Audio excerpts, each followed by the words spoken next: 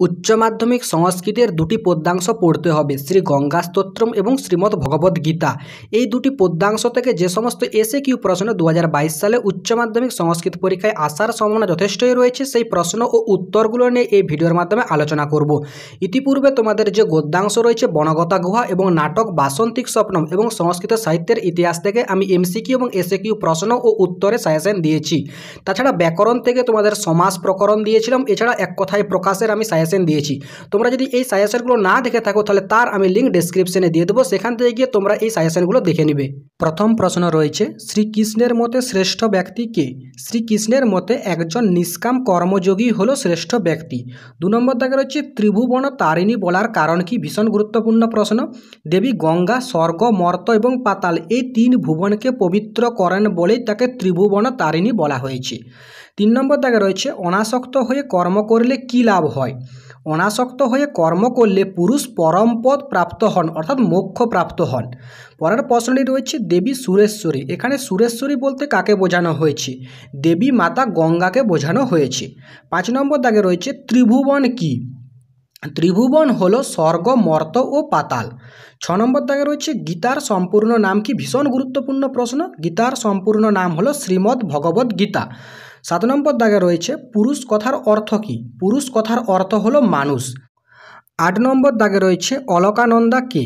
শঙ্করাচার্য জগতের বুকে প্রবাহিত গঙ্গাকে অলকানন্দা বলেছেন। গঙ্গোত্রীর কাছে প্রবাহিত গঙ্গার 4টি ধারার মধ্যে একটি হলো অলকানন্দা।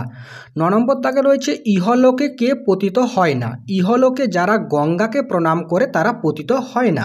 পরের প্রশ্নটি রয়েছে, শ্রীকৃষ্ণ কেন কর্মে ব্যাপৃত থেকেছেন? শ্রীকৃষ্ণ অর্জুনকে বলেছেন যে তিনি কর্ম করলে সাধারণ মানুষও কর্ম করবেন, তাই তিনি কর্মে ব্যাপৃত থেকেছেন।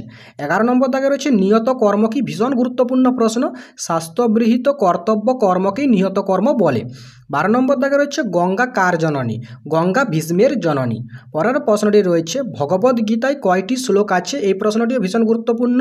ভগবদ্ গীতায় 700টি শ্লোক রয়েছে। 14 নম্বর দাগে রয়েছে, ভগবদ্ গীতায় কে কাকে উপদেশ দিয়েছেন? ভগবদ্ গীতায় শ্রীকৃষ্ণ অর্জুনকে উপদেশ দিয়েছেন। পরের প্রশ্নটি রয়েছে, গীতায় উক্ত অকর্ম অপেক্ষা কর্ম শ্রেয় কেন? কর্মশূন্য হয়ে থাকলে দেহযাত্রা নির্বাহ করা যায় না, তাই কাজ না করা অপেক্ষা কাজ করাই শ্রেয়। পরের প্রশ্নটি রয়েছে, শ্রীমদ্ ভগবদ্ গীতা মহাভারতের কোন পর্বের অন্তর্গত?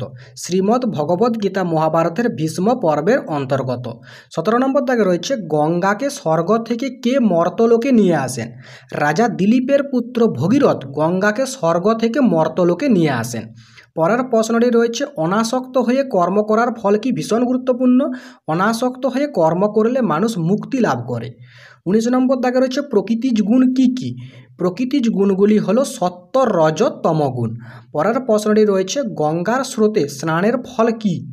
যে গঙ্গার স্রোতে স্নান করেছে তার আর পুনর্জন্ম হয় না। 20 নম্বর দাগে রয়েছে, দেববধূগণ গঙ্গাকে কিভাবে দেখেন? দেববধূগণ গঙ্গাকে চঞ্চল কটাক্ষে দেখেন। পরের প্রশ্নটি রয়েছে, শ্রী শঙ্করাচার্য কোন ধর্মের প্রচারক ছিলেন? শ্রী শঙ্করাচার্য বৈদিক ব্রাহ্মণ্য ধর্মের প্রচারক ছিলেন। 22 নম্বর দাগে রয়েছে, করুণা পাঙ্গে শব্দটির বাংলা অর্থ লেখো। করুণা পাঙ্গে শব্দটির বাংলা অর্থ হলো কৃপা কটাক্ষময়ী। পরের প্রশ্নটি রয়েছে, মাতা গঙ্গার ভক্তদের কে দেখতে পায় না? ভীষণ গুরুত্বপূর্ণ প্রশ্ন। না, মাতা গঙ্গার ভক্তদের যম দেখতে পায় না। পরের প্রশ্নটি রয়েছে, মিথ্যাচারী শব্দের অর্থ কী? কর্মেন্দ্রিয়গুলি সংযত রেখে মনে মনে ইন্দ্রিয় সমূহ স্মরণ করে যে সে মিথ্যাচার। 25 নম্বর দাগে রয়েছে, গঙ্গা দেবী মর্তে কার মতো ফলদান করে? গঙ্গা দেবী কল্পলতার মতো ফলদান করে। 26 নম্বর দাগে রয়েছে, গঙ্গা স্তোত্রম এর রচয়িতা কে? গঙ্গা স্তোত্রম এর রচয়িতা হলেন শঙ্করাচার্য। পরের প্রশ্নটি রয়েছে, জঠর শব্দের অর্থ কী? জঠর শব্দের অর্থ হলো মাতৃগর্ভ। 28 নম্বর দাগে রয়েছে, স্বধর্ম কী? যার যা কর্তব্য কর্ম তাই তার স্বধর্ম। পরের প্রশ্নটি রয়েছে, শ্রীমদ্ ভগবদ্ গীতায় 3য় অধ্যায় কি নামে পরিচিত? শ্রীমদ্ ভগবদ্ গীতার 3য় অধ্যায় কর্মযোগ নামে পরিচিত। 30 নম্বর দাগে রয়েছে, মোক্ষ লাভের জন্য কি করা প্রয়োজন?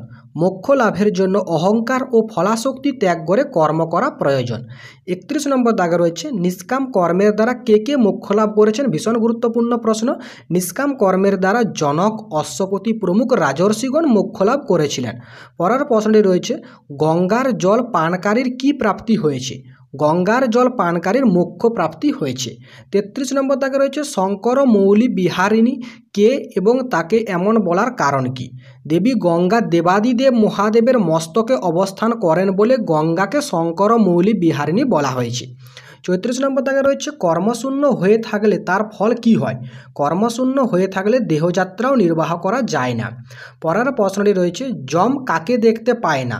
যম গঙ্গার ভক্তদেরকে দেখতে পায় না। 36 নম্বর দাগে রয়েছে বেদব্যাস রচিত মহাভারতের কয়টি পর্ব রয়েছে? ভীষণ গুরুত্বপূর্ণ প্রশ্ন। বেদব্যাস রচিত মহাভারতের মোট 18টি পর্ব রয়েছে। 37 নম্বর দাগে রয়েছে শ্রী শঙ্করাচার্য জাহ্নবী বলতে কাকে বলতে চেয়েছেন? শ্রী শঙ্করাচার্য জাহ্নবী বলতে গঙ্গাকে বলতে চেয়েছেন। কর্মেন্দ্রিয়গুলি কি কি? কর্মেন্দ্রিয় 5টি, এগুলি হলো বাক, পানি, পাদ, পায়ু এবং উপস্থ। 39 নম্বর দাগে রয়েছে গঙ্গাকে কল্পলতা বলা হয়েছে কেন? পৃথিবীতে গঙ্গা কল্পলতার মতো মানুষ যা চায় তাই তিনি ফলরূপে দান করেন, এই জন্য গঙ্গাকে কল্পলতা বলা হয়েছে। পরের প্রশ্নটি রয়েছে শ্রী শঙ্করাচার্যের জন্ম কোথায়? শ্রী শঙ্করাচার্য বর্তমান কেরালা রাজ্যের এর্নাকুলাম জেলার কলাদি গ্রামে জন্মগ্রহণ করেন।